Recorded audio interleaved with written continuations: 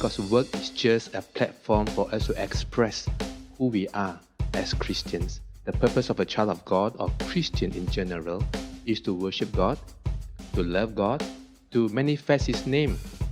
That is the purpose of a Christian, and workplace is just a platform for us to express it.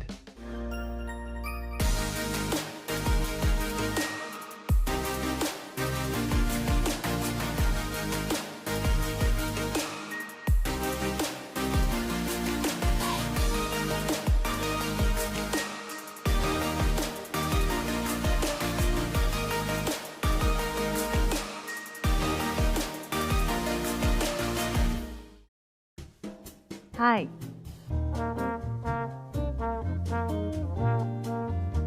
Are you someone who is seeking God's purpose for your work? Or you are someone seeking meaning in your day-to-day job? Or perhaps you are still clueless how to live God's purpose for you as a child of God in your workplace? If you answer yes to any of those questions, I would like to encourage you to rewatch Dr. Singwan's last video sharing on our YouTube channel entitled Work with Purpose. For today, we will continue to unpack this topic of working with purpose with Dr. Singwan. So, welcome Dr. Singwan. My pleasure. So today we'll be doing something different with two of our guests who are children of God who's working in the marketplace to pose questions to Dr. Singwan based on some real-life struggles they face in working with purpose. But before that, I would like to invite our guests to introduce themselves. Okay. Hi everyone. My name is Ice. I'm a mother of two. At the same time, I'm running a social enterprise that empower underprivileged ladies with my husband. Besides, I'm a Mandarin teacher for kindergarten. Yeah. So for Delicia, for the social enterprise we are working with, I'm already involved for about 6 years, and then I just started teaching the kids recently. For both, working nature for me is to influence other life, be it in financially for the moms, for the majids, or academic, or the life for the kids. Hi, my name is Adam. I've been in the finance industry for 11 years. So I work with a group of advisors whereby we help people to set up contingency plans and also create emergency cash flow through financial planning. Well, welcome Adam and Ice. So let's start. So ladies first, let's have Ice to start us with this Q&A session. Sure. Dr. Singwan, what is the purpose of work? If it's enjoy God, but how we supposed to enjoy God when God put us in a world that's full of burdensome tasks? Thank you, Ice. This is a very, very good question. As I've shared in my earlier YouTube channel, that the purpose of work, we have to fall back to the purpose of a Christian, because work is just a platform for us to express who we are as Christians. So I mentioned that the purpose of a child of God or Christian in general is to worship God. That is a relationship between a creator and a created, to love God, the relationship between the father and the child, a son, and then to manifest His name. That is using our lives to let people know about God, about our Father, in the power of the Holy Spirit that talks about our dependence on Him. That is the purpose of a Christian, and workplace is just a platform for us to express it. We express it through our work. We manifest His name through our work. We want to make sure that we become a channel of God's love to people. We want to be a channel where we are able to offer the best quality of our work. We want to be a person where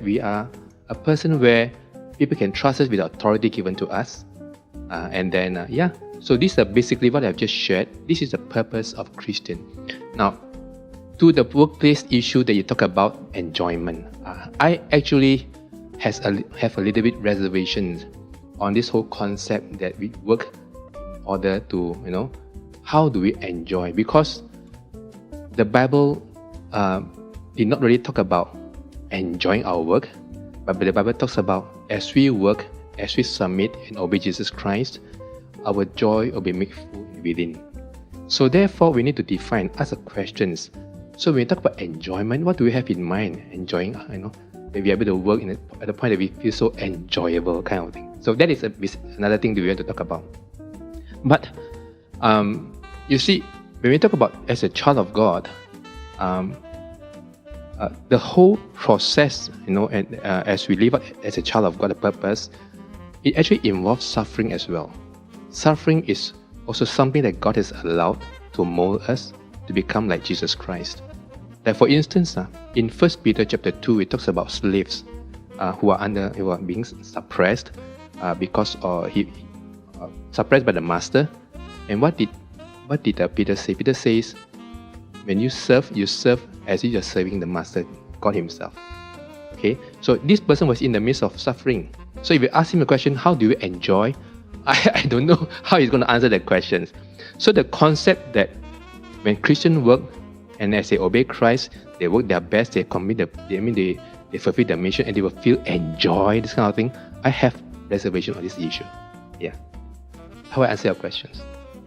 Okay, so thank you, Dr. Singwan. That is again a reminder for the of us that oftentimes we think that enjoy is kind of maybe it's different from what we think. But again, Dr. Singwan reminds us that sometimes work is not just an enjoyment in our perspective, but it's also God allows suffering in that it's a way for us to worship Him as well. So thank you, Dr. Singwan. So how about you, Adam? Okay, what is your question in regards to working with a purpose as a child of God? Yeah, Dr. Singwan, since we are working in an environment which is surrounded by mostly not children of God, or not yet, okay, how do we build a gospel-centric career? Taking into consideration that external influence at workplace could be great. I Okay. agree. I I agree, yeah. How can we influence others at work when we all busy working and we don't even have much time to talk to each other? Yes, I understand. Well, just to answer Adam's question first, gospel-centric career, for instance, I really want to understand what you meant by the phrase gospel-centric career, because the Bible talks about gospel-centric life. Yeah? And the Bible talks about fulfilling our calling as a child of God. Okay. So because career has an understanding that it is a ladder, it is a direction. Okay. So I'm not able to, perhaps I got problems with associating with these two concepts together. Yeah, I'm not sure when you say gospel-centric career, what you have in mind. Unless you're saying that I built my career in such a way that my career is able to express God's power, who God is, and is able to fulfill the mission God has entrusted to us. In my progress as career, the more I grow, the more I climb. For instance, the manifestation. The way I can manifest the word, who God is, become greater. Unless this is the idea. Now that is back to what I just agreed a while ago. If you remember in my earlier YouTube, I talked about the 4 M's. Manifest the name of the Father. Number 2 is the mandate, and in mandate we talk about 3 areas. Being able to exercise the authority God has given to us with a sense of stewardship. People can trust us, God can trust us with this authority as well. Number 2 is the whole aspect of being the channels of God's blessing, channel of God's love. And number 3, I talk about good, that whatever that God has given to us through the employers, we will give our best to the best of qualities. Now, by doing these 3 things, it is actually portraying the testimony that God has wanted us to do. It should be a natural part of us. Being a witness of Jesus Christ in the workplace should be a natural outflow of our walk with God. it need not be an additional program or this is what I need to do extra, I need to do that kind of extra so that I'm able to do this. So as you live up the 4 M's I'm talking about, you will naturally live out the God ordained purpose for you in the workplace. Yeah. So I don't believe in complicating the whole thing. Yeah. Thank you, Dr. Singwan. I agree with Dr. Singwan what he have mentioned, and I think we all agree that as long as a child of God, we've been faithful in what God entrusted to us, in the missions in our workplace, then this is how we live out the mandates. Okay, so let's take another question from our guest. Dr. Singwan, how can we consistently in an attitude of loving God and loving others when the work is so tiring? Yeah, this is a very good question. I usually when people ask questions, I want to understand their mental picture. For instance, when you say consistently love, so what does it look like? That you will be satisfied that you are already consistently loving people. So the answer depends on you, yeah. But I'm looking at the consistency in general. You see, we have the idea consistency means I have to do it all the time, regularly. But actually, consistency can be applied in the context of establishing a system. For instance, if you're running a company, for instance, you have a vision, and this vision reflects manifesting who God is, and reflects the mandate God has given to us. Number 2, establish a system where you are able to consistently, like for instance, in your case, I believe you are doing the social enterprise, and you're helping the makcik, right? Yes, correct. And in the cooking, something like that. Yes, correct. Now you are helping them. That is already the expression of love. It's a system. You have put in place a system where, as you do it, it is an expression of love, right? So, if there's a system, then there is already consistency. The third thing is that, of course, you can also establish your own personal schedule. Also, this is a personal system where you will, for instance, regularly meet with some of the makcik on a weekly basis to talk to them, hear about their struggles, for instance. That is also an expression of love. Okay? So that's why I often want to ask a question, what does it look like to you? Okay, then if that is your picture, then we ask the questions, what are your options available, so that you are able to reach that picture that you have in mind. How I answer your questions. Wow, thank you, Dr. Singwan. What does it look like to you to consistently love people when we have the system? And then, do you have a final question for Dr. Singwan? Yes. Yeah. How could we as a church play a part in supporting our brothers and sisters to work out their purpose in the workplace? I think I can. Let's talk about three E's. Number 1, education. We need the church to educate the church member as a whole on the theology of work, as well as in what way this contribute to mission.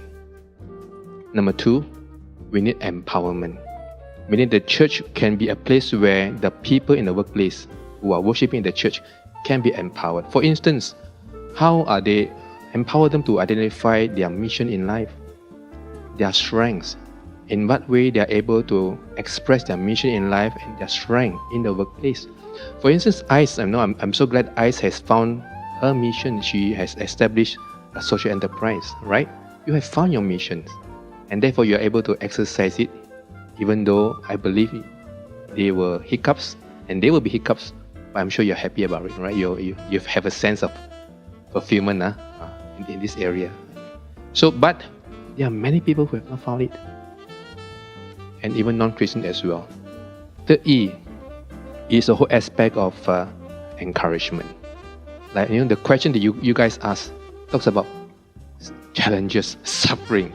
That is an indication you need and not only both of you, but a lot of people needs encouragement. So they need encouragement, perhaps from a network of people in the marketplace who comes together. They coach each other or they mentor each other to encourage you. So the church, I believe, if possible, provide a kind of environment for them to grow. So this is maybe 3 E's. Yeah, so we have 3 E's: education, empowerment, and encouragement. I think we all learning a lot how to really work with purpose. I think these Q&A sessions help solidify Singguan previous sessions and how the principle can be applied in real life working situations. Before we end our session, any last word from Dr. Singguan? Thank you, Phoebe. Yes, I would like to pass these 2 books to Adam and to Ice. This is my book, Not Daily Toil. It's about being inspired by God's purpose in your workplace. Basically, it answers 3 questions. Where should we start about purpose? And then what should we know? And then how should we go about the whole thing? So this is my book to you. To ladies first, and then to Adam. I hope you will enjoy this book. This is not a complicated book. It's a very straightforward, nothing fancy about it. It's just like I mentioned just now about 3 E's. The first E is education. The purpose is just for education, to relate workplace, the theology, and then the mission for every child of God. I hope it helps. Thank you, Dr. Singguan. Okay, so thank you, Adam. Thank you, Ice, for being our guest and really ask good questions. Our pleasure. And thank you, Dr. Singguan, for being with us and provide a lot of wisdom and insight. My pleasure as well. And thank you to you for being with us, for watching this video. So if this video has been helpful to you, share with others or for those in need. Bye! If you liked our sharing just now, like this video or share it with your friends. If you'd like to check out more of our content, do subscribe to our YouTube channel or watch back our previous videos here. Thank you for watching. Bye!